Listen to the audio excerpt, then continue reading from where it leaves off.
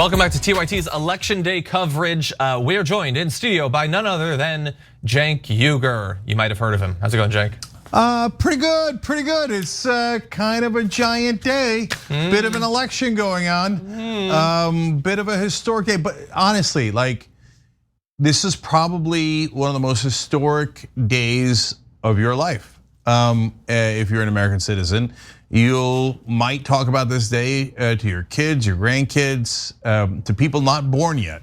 I was there in 2020 when we beat the fascists.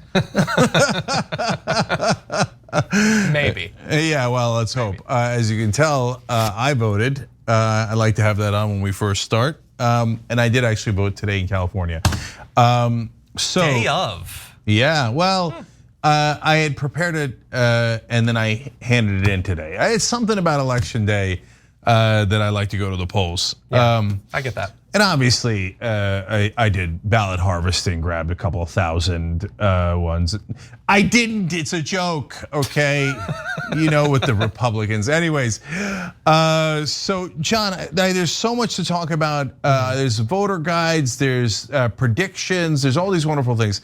But before we do anything else, I just want to show you guys something fun that I also put on today. Not just my I voted sticker, but this. Oh God. Dun, dun, dun, What is dun, it? dun. Is that what I think it is? Dragon Squad. What? What is this? What is this? When on TDR, do as the Dragon Squad does. I never thought I would live to see the day. You know what? I'm so hyped now, I don't even care if Biden wins. Because Dragon Squad has already won. Wow, okay, I'm impressed, I'm impressed. All right, John, I know we're gonna talk about a lot about the election, but let me actually, I saved it for when I was on Damage Report to ask you this. I purposely didn't ask before. Okay, now what is Dragon Squad? Okay, so I mean, look, the easy answer is it's a community of people who watch the Damage Report and probably the Young Turks too. The historical answer is that we were talking about one of the dumb groups of idiot right wingers. I don't remember if it was the Boogaloo Boys or the Proud Boys, but we were talking about how all of these guys who spend every second of every day thinking about what would make them strong alpha men, and then they want to make a group that sounds strong, the best they can come up with is like the Proud Boys and the Boogaloo Boys. And I was like, dude, just think about it for like an extra second. I can off the top of my head come up with something that'll probably still be a little bit lame, but will be cooler than any of their ideas. And I blurted out Dragon Squad, and it has become a behemoth ever since. And now all of a sudden, I'm wearing it. You're wearing it. It's so on his body. That's right. It's on my chest. So apparently it must have worked. So by the way, shoptyt.com to get that awesome shirt. And it's not only a really cool team name, if you will, right, or slogan, but it's also a really badass shirt. So I'm kind of proud to wear it around. So shoptyt.com. All right, look, there's some great brave sponsors that have made this coverage possible too. We'll give them shout outs throughout the day. I'm gonna give you one more website before John gets us back to the election, which is tyt.com/investigates. Because there Jonathan Larson, our managing editor, has put up a great resource for all of you to see. Which states count early, which states count late, how long will Pennsylvania take versus Florida? What was the vote last time around? What was the polling last time around? What's the polling this time around? So it's a wonderful, wonderful resource, tyt.com/investigates. He's also got a live blog up, tyt.com/liveblog. Oh, that's a good name for it. And if you guys have stories from your voting experiences, but just stuff that you have seen, right? We'll get all the other news from other outlets. Then please send it in to the Young Turks at protonmail.com, which also sounds badass. Nice. Protonmail.com, the Young Turks at protonmail.com. Because if you have videos, you have pictures, you have stories, we want to make sure that we want to obviously confirm them first That's why we're having you send it to that website, and then we'll get it up on air if it's relevant to the election, because we do the show together. Exactly. Okay, so we have a little bit of breaking news behind the scenes. So we're gonna take a break in just a second. But before we do that, I did want to let you know, Anna has been labeled the Salt Dragon, and people are suggesting the Justice Dragon for Cenk, which I think is good. Pretty that cool. Sounds so good. And there was a great response to you showing the shirt. Fulcrum Agent on Twitch said, Cenk is in the Dragon Squad t-shirt. The apocalypse has begun. And Brother Mucker said, it's like when Cap picked up Thor's hammer in Endgame. I love that. That is, but you're Captain America, so I don't know what that makes me, but yes, I love that analogy. Now that said, we're gonna take a short break, because when we come back, we're gonna be joined, not only we're still gonna be here, but also, much more importantly, Cori Bush is gonna join us after this. Welcome back to election coverage, everybody. We are unfortunately being shadow banned. Big tech is discriminating against us. We're having a little bit of technical problems. We're gonna work it out. We're gonna get Cori Bush soon. We've got a lot to talk about. Before that, though, I just want to read a few of the super chats. You guys have been flooding us with so much supportive comments. We really appreciate it. Wayne Sugihara says, Cenk, thank you and everyone at TYT for the gift of substantive, intelligent reporting. On another point, I cut my teeth. I understand from an informed source that the TDR t-shirts are selling out or selling well, and wonder when the dragon hats are coming. Glad to see that. ShopTYT.com. Keep checking every hour and we'll see. No, but in all seriousness, I think we decided that if we get to 100,000 concurrent viewers on the stream, so share the stream, like the stream, that makes a big, big difference. We're gonna release a new shirt about this election. What? And I've already seen it, and it's awesome. I haven't seen it. Yeah, you're gonna love it. Okay, so we gotta get the stream to be larger and larger. Tell your friends and neighbors. Tell MAGA. I'm sure they're excited. I can't wait to see the legend about that. Okay, come and see, brothers. And one more thing, guys. You make this show possible. You make all these shows possible. So if you're watching on YouTube, hit the join button below. It's so easy. And at the end of the night, we're gonna give members 2 extra hours of coverage. And if you're on YouTube, you get that by signing up at the essentials level. And if you want all of our videos and all of our shows at any time at the premium level, okay? If you're anywhere else, tyt.com/join. And we always have extra for our members. And John, if you want, I have the first piece of election news from the morning. What's that? So in Florida, Dave Wasserman, who is a big election expert, is saying lots of Republicans showed up in the morning. Now, everybody's so starved for election news, and usually the mornings are, of course, slow, that any morsel of news, people are like, oh my God, it's over, it's panic time, right? And he said in the 8 a.m. hour in Florida, a lot more Republicans were showing up than Democrats. Now, of course, about 2/3 of Florida voters have already voted. And by the way, and this is really important, their votes have already been counted. So the minute the polls close at 8 o'clock Eastern in Florida, we might already have an excellent sense of who has won Florida. And by the way, the entire election. So, but don't panic about the Republicans showing up, at 8 a.m. because they don't have anything better to do. I'm kidding. No, it's they showed up early. It doesn't matter. Joe, get a job. Anyway, get a mask, by the way.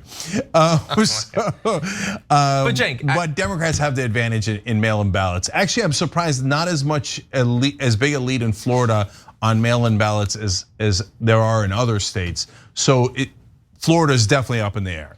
And let's also bear in mind that because they are already doing the count, as a few other states are, that means that there's a chance that we could have a reverse of what we expect from Pennsylvania. We might get those initial results and look, oh my God, Biden is actually absolutely destroying.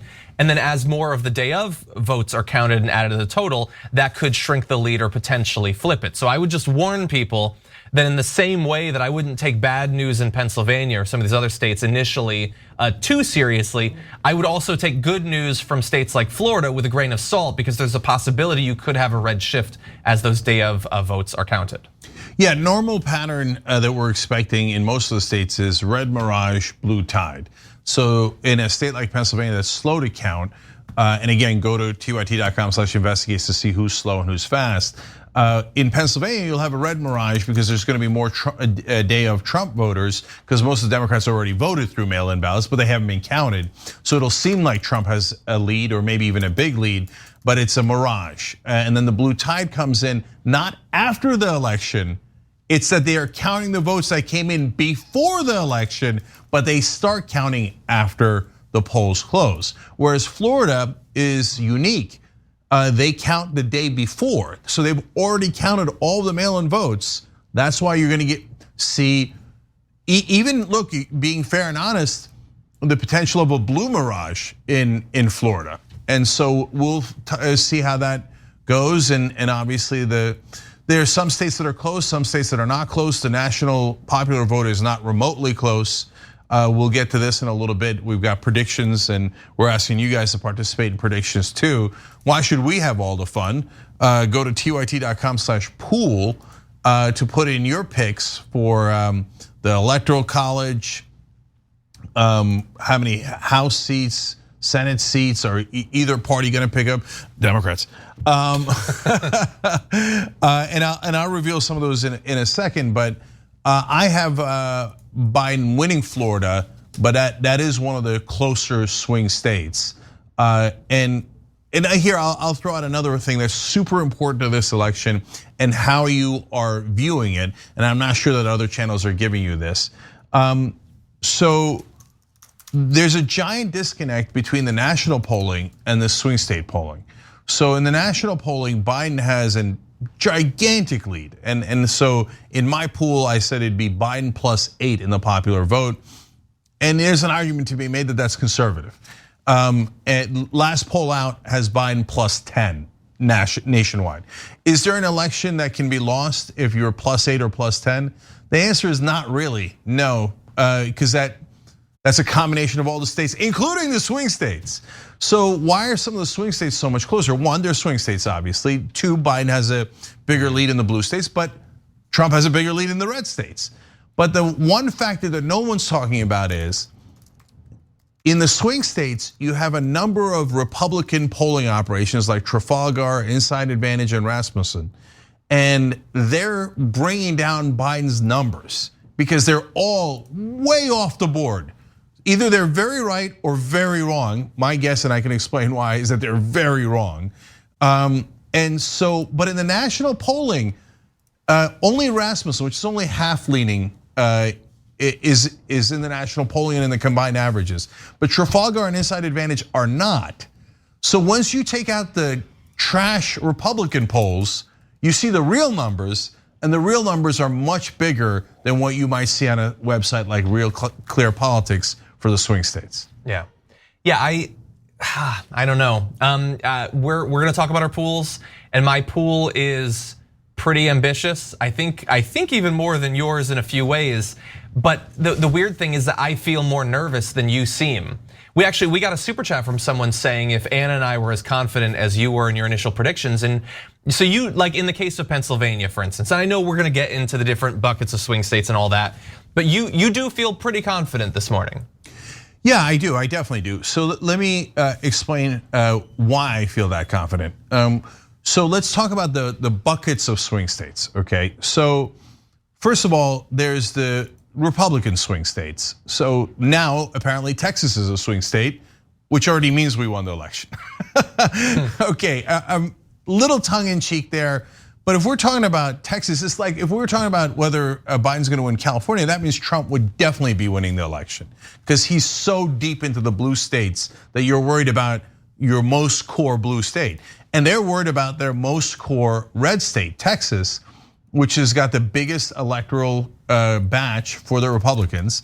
So now I think Trump will win Texas. I think Cornyn will win in Texas. But the fact that we're having a conversation about Texas shows that they're in deep trouble. So then you go to the other ones like Georgia. Georgia's deep, deep south. So if obviously if Biden wins these, it's an epic landslide, a historic landslide. Texas is very unlikely, but Georgia's likely. He's Biden, if you take out the trash Republican polls, has a slight lead in Georgia. So I don't have him winning Georgia because I thought that was too ambitious. But that's how deep we are into the red states, and I'll get to the rest in a second. Go ahead, John. Yeah, so look, we need to talk about a relatively new show called the Republic, or UNFTR. As a Young Turks fan, you already know that the government, the media, and corporations are constantly peddling lies that serve the interests of the rich and powerful. But now there's a podcast dedicated to unraveling those lies, debunking the conventional wisdom. In each episode of the Republic, or UNFTR, the host delves into a different historical episode or topic that's generally misunderstood or purposely obfuscated by the so-called powers that be, featuring in-depth research, razor-sharp commentary, and just the right amount of vulgarity.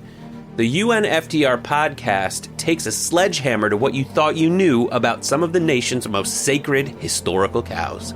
But don't just take my word for it. The New York Times described UNFTR as consistently compelling and educational, aiming to challenge conventional wisdom and upend the historical narratives that were taught in school.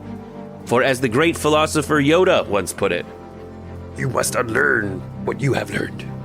And that's true whether you're in Jedi training or you're uprooting and exposing all the propaganda and disinformation you've been fed over the course of your lifetime. So search for UNFTR in your podcast app today and get ready to get informed, angered, and entertained all at the same time.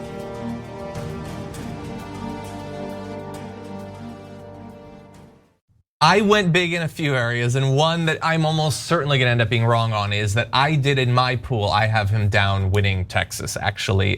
It's partly aspirational. I lived in Texas for a number of years. I want it so badly to happen, but also, it's not like we don't have some reason to believe that it could happen. The early vote was absolutely insane. There was more early voting than there was total voting back in 2016 in Texas. I have some family down in the valley, and they're saying that there's a lot of people are really engaged. A couple of the efforts to disenfranchise voters haven't gone through. Some were successful. Their efforts to only have one ballot drop-off box in each county did go through. But it clearly didn't stop that much of the early voting, or not as much as they would have hoped, because so much actually happened. And their effort to take out over 17,000 votes from Harris County that were filed through drive-through voting, that so far hasn't happened either.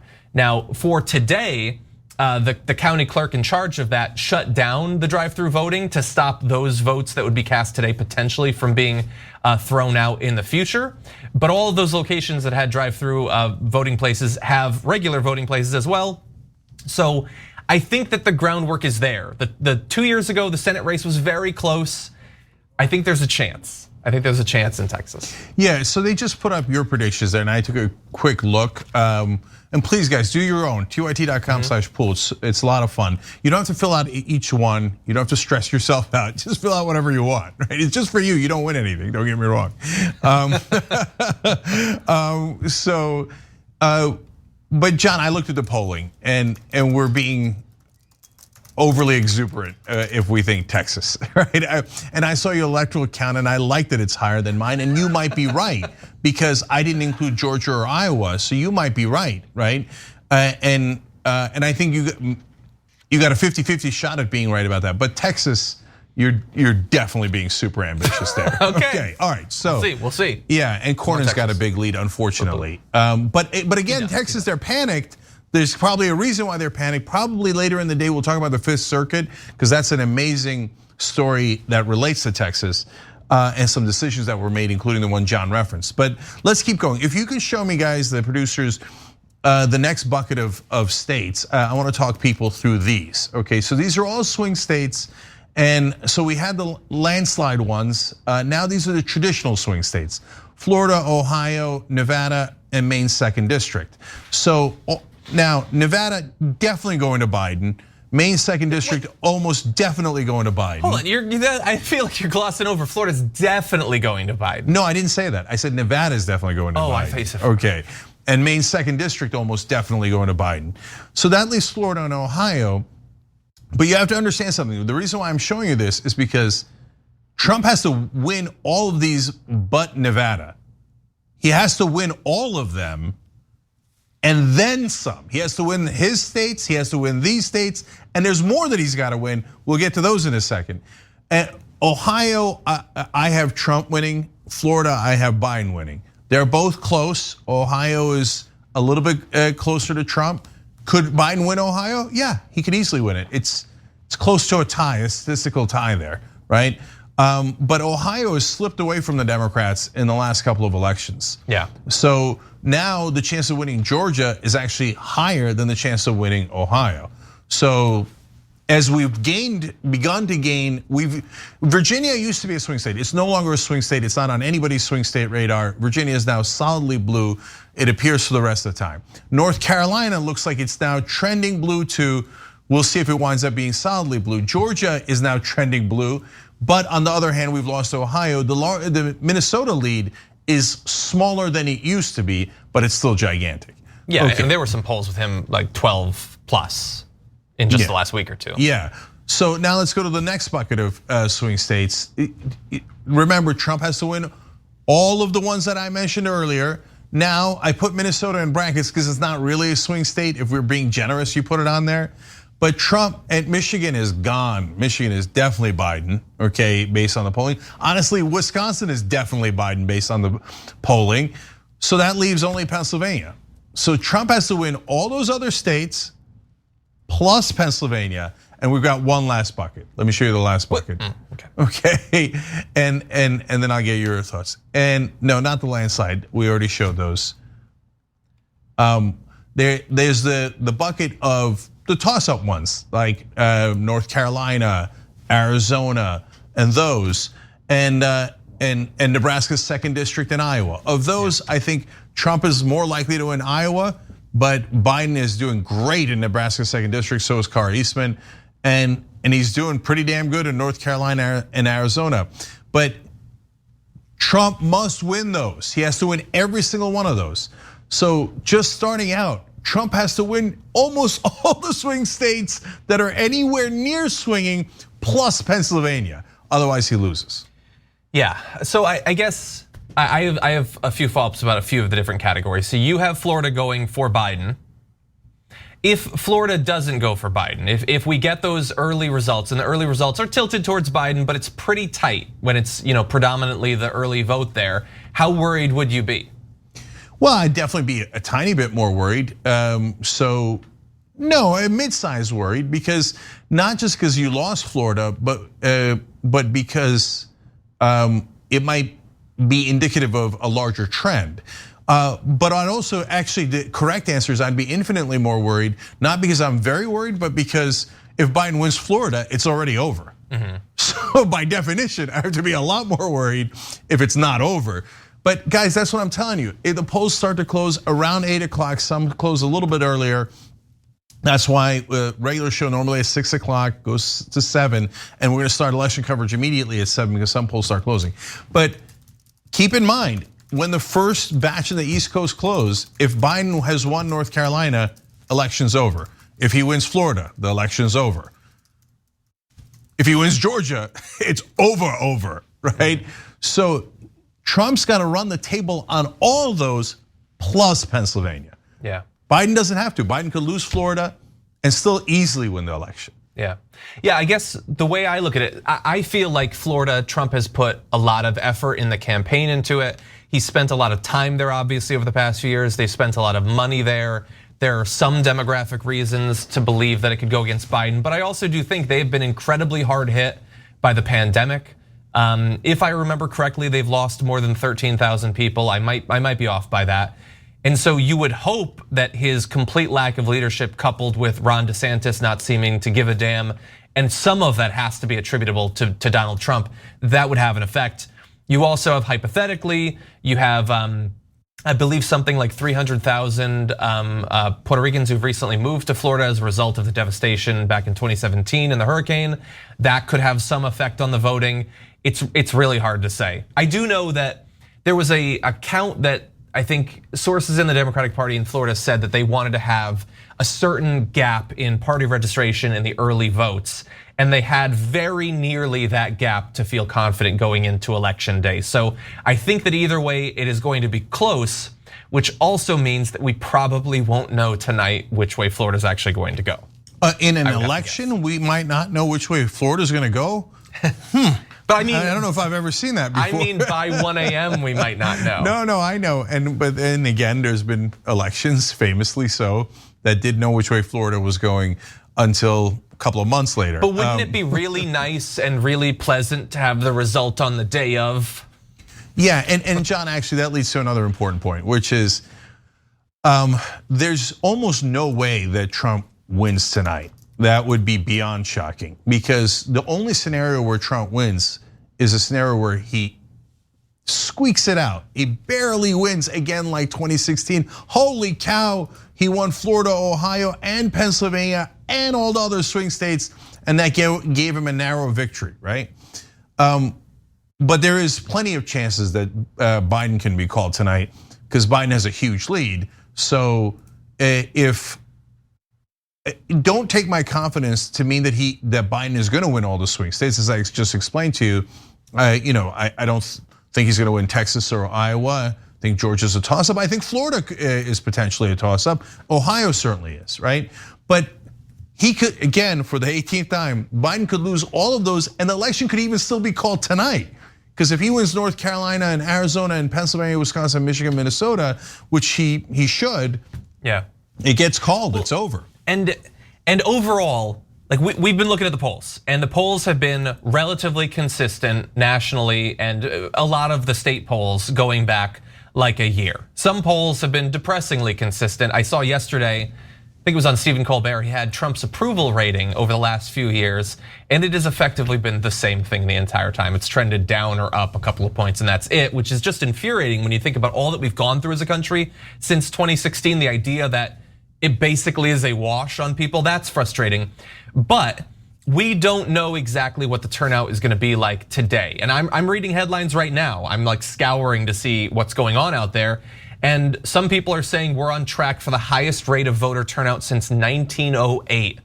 And generally, if I was a Republican, I don't want the most voter turnout in more than a century. That's not usually how they plan for things to go. But with so much of it being this surge of early voting that we've never really experienced before, and people hearing news about that for weeks, like the idea that so many people have already voted and it's likely to lean Democrat, that is established information. And that means that in theory, more Republicans could use that information to be inspired to go out and vote on day of. It doesn't look like a huge surge of last minute voting is gonna help the Republicans, but we don't know until we actually know.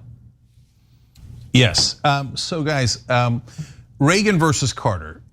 So some of you might not remember that, of course, but it's considered in popular lore in American history as a blowout, right? Reagan, mighty Reagan, he blew out Mondale, he blew out Jimmy Carter. It was 50.7 to 41. So about a 10-point lead for Reagan in an epic landslide. Biden today has about a 10-point lead in the national vote, like the popular vote, like the one I just quoted for you guys with Reagan and Carter. So there isn't, under normal sane circumstances, there isn't an election that you win by 8 or 10 points to the national level and lose in the electoral college. You could win as we've seen, you could win a popular vote by 2 points and lose in the electoral college, not by 8 points. So that's where some of my confidence comes in from. And if you want to know the other part of it, Trafalgar Group, which is skewing all of the combination of the polls in their almost single-handedly in their maniacal polling. Why are they coming out so differently than everyone else? If someone says they're voting for Trump, they go, great, you're voting for Trump. They check it off in their polling. This is literal. If somebody says they're voting for Biden, they go, okay, but who are your neighbors voting for? If they say Trump, they go, okay, good, you're voting for Trump. They're like, no, I'm voting for Biden. Nope, you're a shy Trump voter. And we figured out since your neighbors are voting for Trump, you're also gonna vote for Trump. You're just afraid to say it. Wait a minute, if their neighbors are voting for Trump, why would they be afraid to say it? That doesn't make any sense at all. And why are you flipping votes in your poll? Like, it's the most non-scientific, insane poll I've ever seen. I know there's been so much talk about the shy voters, and I get it. I think that a lot of the talk is driven by fear about 2016 happening again. And sure, some of the state polls were off. I will go to my grave reminding people that the national polls were not off by very much, if at all, in the run up to the 2016 election. But I think that the fact that some of the polls were off lead people to just fill in the blank somehow. And they think, okay, the polls were off. Well, I heard stuff about shy Trump voters. That must be the thing that did it. I don't think that that's actually clear at all. I have seen a lot of pollsters talking about the fact that they hadn't really been taking into account education as a variable in their analyses, because once you correct for college educated versus not college educated, you find a lot of variation in white male voters. That's important. That has now been incorporated. I have never, across multiple years, seen anything about Trump voters that imply to me that they're shy or more shy than most voters. They're literally sinking their ships with Trump flags and stuff like that. Right. Who thinks they're shy? Now, are they trolling pollsters by lying about who they support to make his support seem smaller? I find that more plausible. They are trolls, but that's a lot of effort. And I don't think like thousands of people are doing that. The polls could be off. Trump could win, but I don't think it's because Trump fans are just so shy about telling people that they support him. Yeah, and it's two different things here. First of all, the idea of a shy Trump voter is a misnomer. What happened in 2016 was unlikely voters. It's not that they were embarrassed to say they were voting for Trump. It's that most of the polls were reporting on likely voters based on previous elections. How many times did you vote in previous elections? So if you're voting polling based on likely voters, your numbers are going to be off. And they're off not just with Trump, but with Bernie Sanders. This is the phenomenon we talked about in the Michigan primary in 2016. Those polls were off by 20 points. Not because of shy Bernie voters. Oh, golly gee. Wait, are we Bernie bros or are we shy Bernie voters? It doesn't make sense, right? No, it was because of unlikely voters. Now, what Trafalgar is doing, now a lot of the polls have adjusted. I don't know how well they've adjusted to the idea that, oh, right, unlikely voters might come out for Trump especially, right? So they've taken that into account to some degree. But what Trafalgar is doing is, one, making up the idea of a shy voter. Two, just flipping votes. I mean, that's not a scientific thing. Oh, your neighbors are voting for Trump. So I'm gonna write down that you're voting for Trump even though you told me you were voting for Biden. Yeah. That's not a poll. It's just not a poll. Yeah. That's garbage. That's what Breitbart would do. That's what Daily Wire, Daily Caller, Daily Cuckoo for Cocoa Puffs would do. So that's not real. So it's bringing down Biden's numbers in all the swing states with this total trash of a poll. And if you're not convinced yet, and you think, oh yeah, you're probably biased, Trafalgar, man, they're really scientific. The guy who runs it was on Fox the other day, and he said, oh, Trump's gonna win Pennsylvania by 3 or 4 points. But it might look like he lost, and that's because the Democrats are planning to steal Pennsylvania. That's how pollsters sound. What? Wait, you're a pollster. What are you talking about, stealing Pennsylvania? That has nothing to do, even if that were in your maniacal thesis was true, it has nothing to do with being a scientific pollster. You're talking about a completely different phenomenon of what they're going to do and how they count the votes. No, that tells you the guy's totally nuts. He's not a pollster. He's just a hack who's going in there and going, oh, I got Trump by 12. Yeah, that's what I got, Trump by 12. No, 17, I flipped more votes. I saw more neighbors. Everybody's shy. Democrats are trying to steal things, so that's why I did a poll saying Trump's winning by 17. Yeah. Get the out of here. Nonsense. Unfortunately, we have to get out of here for our last break of the hour. But before we go to that break, one bit of bad news and then 2 super chats I want to read. The bit of bad news is apparently the shadow banning has worked and we're unfortunately not gonna have Cori Bush, but hopefully in the very near future, we will have Congresswoman Bush on the show Honestly, every week if she'd like to. But 2 super chats. First of all, I wanted to read this from Ryan Fox on the main show YouTube stream. The biggest super chat I've ever seen, actually. Thank you so much, Ryan Fox, saying, what is the largest popular vote margin that can be attained without winning the Electoral College? And he says that the donation is for the 10+ years he watched without paying. He says, thanks, keep doing you, Booze. Thank you, Ryan Fox. So, I mean, we know that like you basically have to factor in that the Dems have to win overall by at least 3 points to have any chance whatsoever of winning the Electoral College.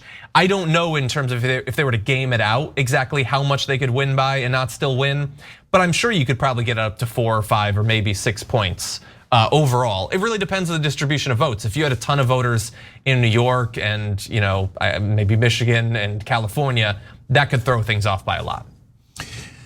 Yeah, so first of all, guys, thank you for giving. And if you can, tyt.com/go. And almost everything in the studio is named after you guys. And every donation counts and is so important, anywhere from $1, $3, $5, it doesn't matter.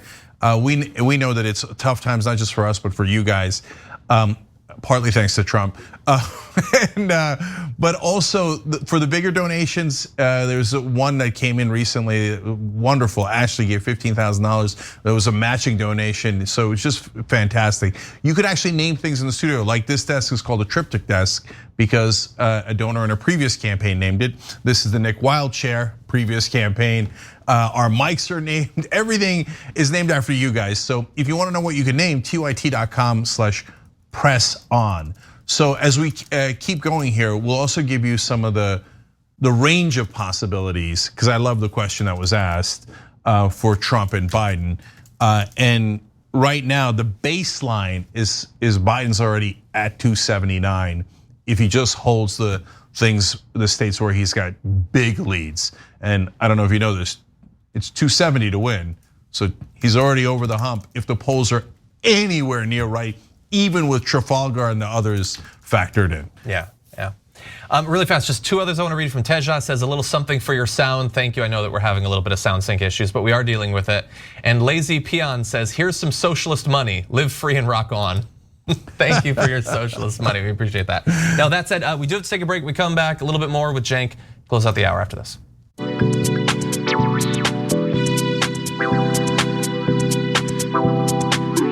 Welcome back to TYT election coverage. Cenk, how's it going? Yeah, so look, the audio issues also created the issue for our connection to Cori Bush. We'll straighten that out as we go, but all the more reason to give it tyt.com/go.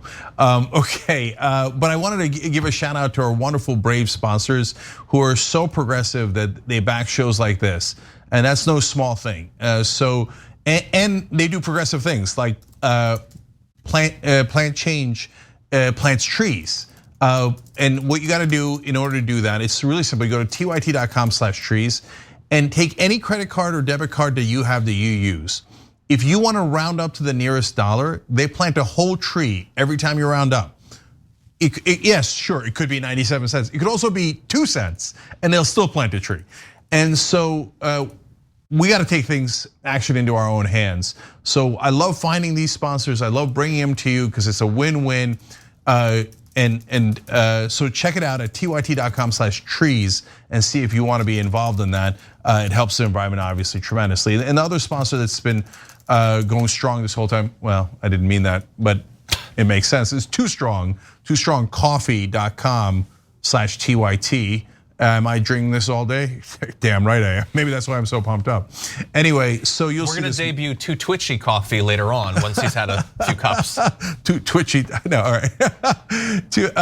And by the way, you get this mug after 3 bags or more, but after 2 bags or more, they give to progressive causes like Justice Democrats, Rebellion PAC, Wolf PAC, TYT, and Justice Dragon. No, not yet, but hopefully. Within 2 weeks, Cenk will have launched something named Justice Dragon. I don't know what, but something good. Well, John and I were talking during the break. I mean, Dragon Squad. I mean, if you're going to give me a name like Justice Dragon, how am I not going to love that? That's right up there with Sword of the Left, right? So that's the nickname Arian Foster gave me. How about a dude that's got the sword of the left on top of the Justice Dragon?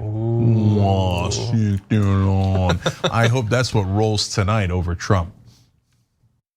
Hope so. Okay, so we don't have much more time, but we did want to go through a few more of your predictions. So can we take a look at the election pool, which is available at tyt.com/pool. Everybody can download it and make their predictions and play along. Cenk, out of these, what would you consider to be the most, I guess, the boldest predictions?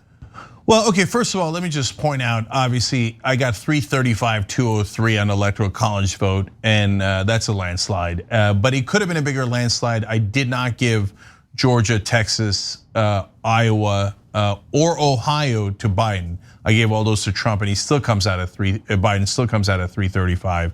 I have him winning the popular vote by 8 points. I have the Democrats picking up 8 seats in the House and only 5 seats in the Senate. I think they'll lose in Alabama, the seat that they already have, and that obviously hurts. But I think they'll still pick up 5. I got 2 QAnon Congress people coming in, and I think the election will be called tonight, and I think people might be surprised by that. But will Trump concede tonight? No, unlikely. But I have a fun prediction for you guys. Let's do it now on Damage Report. What's that?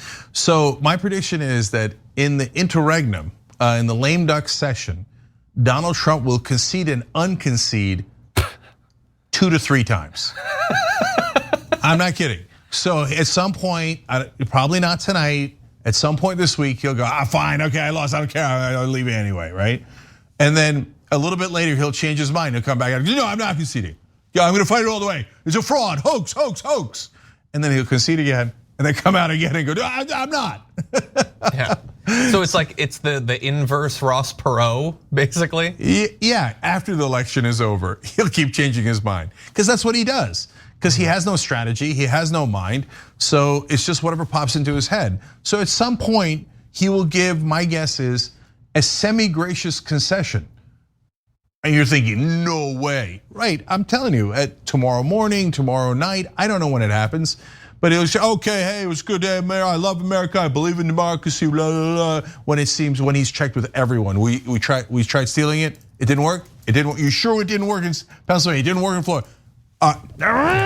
Right, and then he'll do some sort of concession speech and then take it back. That's my prediction. Yeah. Which, I mean, he could do that. Our concession speech literally doesn't mean anything. It doesn't actually do anything. It's a norm, basically, and it's a good one, and all of that. But it doesn't actually have any effect necessarily on what happens. But if he were to do that, let's say it is a pretty big blowout tonight, and Trump, like from the White House, because that's probably where it's going to be, gives an actual concession speech. I understand that you think he could take it back. That's a possibility. But if the media does the thing the media does, where they're like, look, that's the day he became president or so presidential, would it finally be justified if he defies all of our expectations about how he's gonna challenge the results and he actually concedes tonight? Should we pat him on the head? No, because he will unconcede. I'm telling you, I nearly guarantee it. And so, but I'll tell you why he might give a gracious concession speech of about 2 minutes. Tonight would be really shocking, but sometime tomorrow, sometime in the week, it's because to him, this is all a show. So it's kind of an interesting end to the show, end to the season, and maybe even end to the series, right? So to him, all the drama is good ratings. That's how his mind works. So after the show is over, he's like, oh, okay, yeah, whatever, I lost. See, I disagree.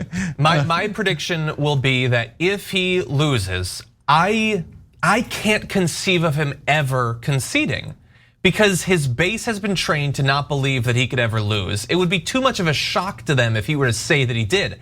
I think he'll just continually kick up dust and whine and complain and then carry that forward, whether like in some sort of political venture or some sort of media venture. I believe he will literally never admit that he lost if he does indeed lose. Yeah, I mean, we're saying something similar, but not exactly. You're saying he just will never do it. But look, I think about this. Remember all the lock her up chants about Hillary Clinton? Yeah. And then as soon as he won the election, he's like, oh, I was just kidding. Yeah. And then later he came back and said, oh no, I wasn't kidding, we should lock her up. That's true. Right? So that's what he does that all the time, right? And so even if he concedes, later he'll claim that he was kidding, like about injecting the bleach into you to cure coronavirus and all the other insane things that he said. But in the long run, I agree with you, John. I mean, it's January 22nd. He's no longer in office at all. And is he saying that he lost? No. At that point, every day, 12 times a day, he's writing hoax, hoax, hoax on Twitter. Yeah. And trying to start some sort of Trump TV, which will be a spectacular failure. I can't wait for that. Oh God. So look, guys, this is all of our theories. We got coverage all day long. We could be wrong. Yeah. So it's the day of a lifetime. Yeah. If he does launch the Trump TV, I wonder which time slot he'll give Dave Rubin. It'll be interesting to see. But anyway, Cenk, thank you for joining us for this hour of coverage, everybody. We've got another hour of sort of a melding of TDR and TYT where we're gonna be joined, I'm still gonna be here, but don't worry, we're also gonna have Francesca Fiorentini and Ben Dixon. I cannot wait to see what they think going into this day. So we're gonna see you in just a few.